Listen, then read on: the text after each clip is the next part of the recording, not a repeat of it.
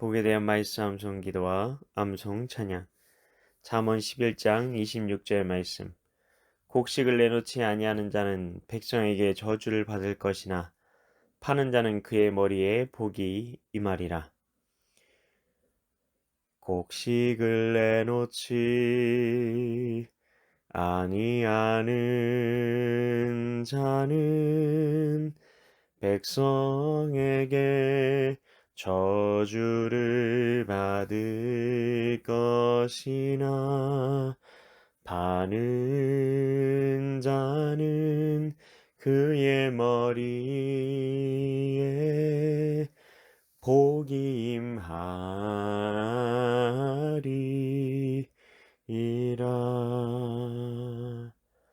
말씀 기도입니다. 하나님 아버지, 곡식을 내놓지 않는 자는 백성에게 저주를 받을 것이라 하시고 곡식을 파는 자는 그의 머리에 복이 임할 것이라고 하십니다.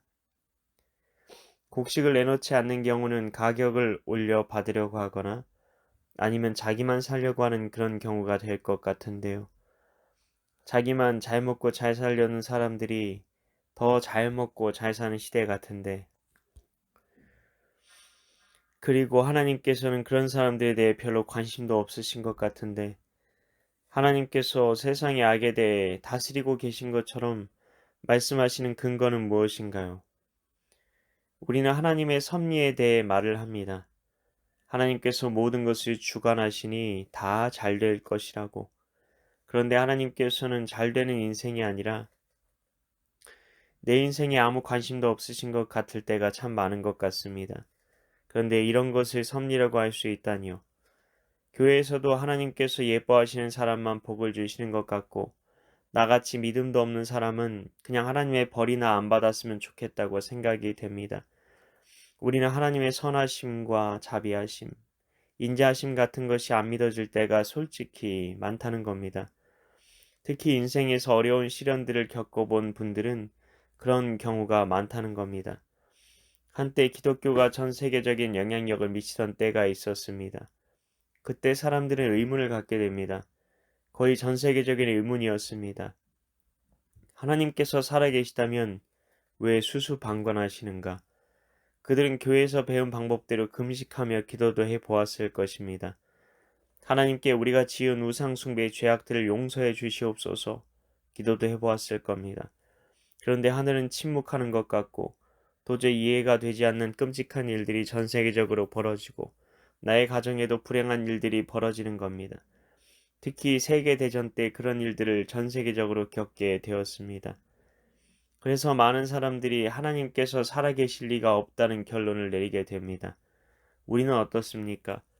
우리는 모두 과학자 같은 성향을 태어날 때부터 가지고 있습니다. 오감으로 경험되는 것을 통해 우리는 무언가에 대해 알아갑니다. 우리는 경험하고 경험을 통해 확신하게 되고 그것은 나의 믿음으로 자리 잡게 됩니다. 우리는 하나님에 대해 현실 세계를 통해 증명하려고 합니다. 여기에 문제가 생기는 것입니다. 하나님이 계신지 계시지 않은지에 대한 증명은 현실 세계에서의 경험을 통해 할 수 있는 문제가 아니라는 겁니다. 하나님은 영이십니다. 그래서 우리의 오감으로 알 수 있는 분이 아니십니다.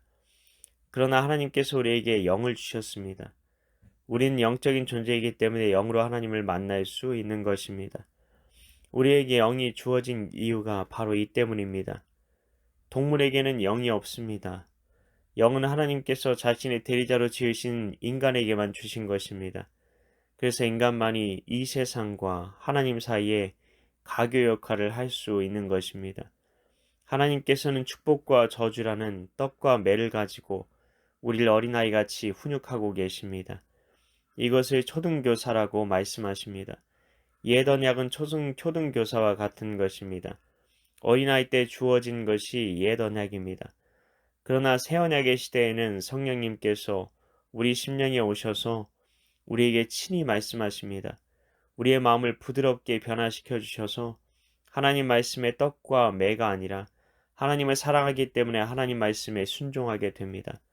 하나님의 말씀이 참임을 믿기 때문에 하나님을 따라가게 됩니다.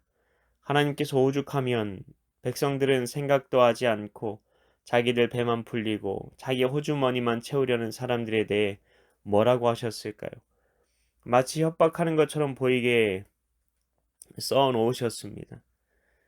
이 세상에서 그들은 잘 될 수도 있습니다. 하나님께서는 그들을 내버려 두시는 것뿐입니다. 그래도 그들이 잘 되면 불공평하지 않느냐 싶습니다. 하나님께서 믿는 우리에게 은혜를 베풀어 주십니다. 그건 분명합니다. 그러나 그 은혜는 세상에서 엄청 부유하게 되거나 이 세상에서 성공한 자리에 올라가는 것이 아닌 경우가 많습니다. 그렇다고 해서 내가 이 세상에서 높은 자리에 올라갈 수 없다거나 그런 뜻은 아닙니다. 대부분의 사람들은 이 세상에서 평범하게 살아갈 겁니다. 평범한 사람들은 저 천국을 향한 나그네로 이 세상을 살아갑니다. 마치 이 세상에서 곧 떠날 사람처럼 살아가는 것입니다. 이 세상에서 집을 넓히거나 더 큰 차를 타거나 더 좋은 것을 움켜쥐려고 살지 않습니다. 그 옛날 누가 말한 것처럼 안빈낙도의 삶을 살아가는 것입니다. 그러면서 저 천국에 들어가기에 합당한 성품이 내 안에서 빚어지길 바라는 마음으로 하루하루를 살아가는 겁니다. 우리는 더 이상 복과 저주에 연연해서는 안 됩니다. 오히려 우리가 순종해야 마땅한 하나님의 말씀에 순종하지 못하고 불순종하는 우리 자신 때문에 가슴 아파해야 하고 우리를 옳은 길로 이끌기 원하시는 아버지의 마음 때문에 마음 아파해야 한다는 것입니다. 순종이 진짜 기쁨이 되지 못하는 내 자신 때문에 속상해해야 한다는 것입니다. 하나님 아버지, 순종이 우리의 마땅한 결론이어야 함에도 불구하고 우리가 순종에 마땅한 길로 걸어가지 못하고 있습니다. 주여 용서하여 주시옵소서. 더 이상 축복과 저주에 연연하여 이런 것 때문에 순종하지 않게 하시고 우리를 옳은 길로 이끌기 원하시는 아버지의 마음에 귀를 기울이며 아버지의 뜻에 기쁨과 감사함으로 순종할 수 있는 믿음을 우리에게 허락하여 주옵소서. 이를 위해 오늘도 말씀 암송 기도와 암송 찬양 가운데 나아가오니 성령으로 임하사 주님만 따라가게 하옵소서. 믿고 감사드리오며 예수님 이름으로 기도하옵나이다.